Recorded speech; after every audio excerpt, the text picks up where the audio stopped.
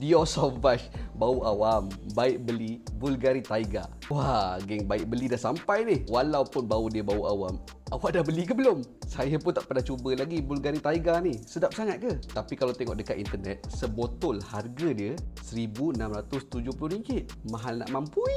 Berapa income yang selesa kalau nak beli Bulgari Tiger? Malas nak kira. Aku rasa macam tak berbaloi pula nak spend RM1,600 untuk sebotol perfume. Mungkin yes for you, but not for me. Aku pun try lah cari dia punya dupes alternatif yang baunya hampir sama ataupun inspired daripada Bulgari Tiger ni. Manalah tahu kan ada alternatif yang lagi murah. Lepas baca kat group, scrolling dekat TikTok, ramai pula yang recommend perfume Cougar ni daripada Bio Boss. Bau dia inspired by Tiger. Harga pula RM39 untuk 30ml. Aku beli 3 terus. First kali aku spray, sedap juga bau dia. Ada bau macam grapefruit, lepas tu ada hint macam ginger dan juga hujung-hujung tu macam ada bau emas. Bau lelaki yang betul-betul confident tapi tak over. Macam mana tu?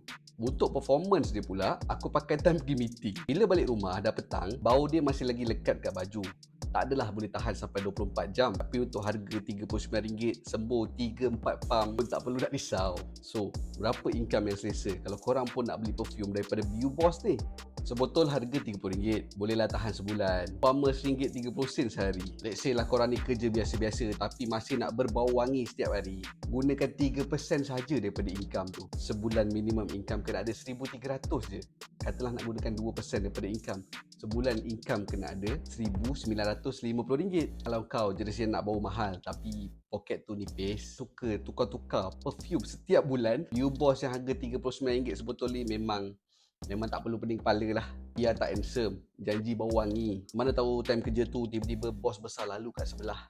Dia cakap pula, sedap pula bau kau hari ni. Dah dinaikkan pangkat pula. Bio Boss perfume ni local made. Quality dan juga dia punya bau macam brand luar yang masuk ke Malaysia.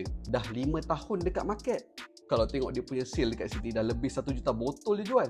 Sekarang ni kalau beli dekat TikTok ada potongan harga RM10 lagi tu. Dan kalau korang yang jenis suka walk in untuk bau satu-satu perfume dia, boleh terus jemput datang Bio Boss HQ dekat Wangsa Maju. Sekarang ni tengah ada lucky draw untuk duit raya dan juga gold coin daripada Habib. Try spray Bio Boss Cougar tu.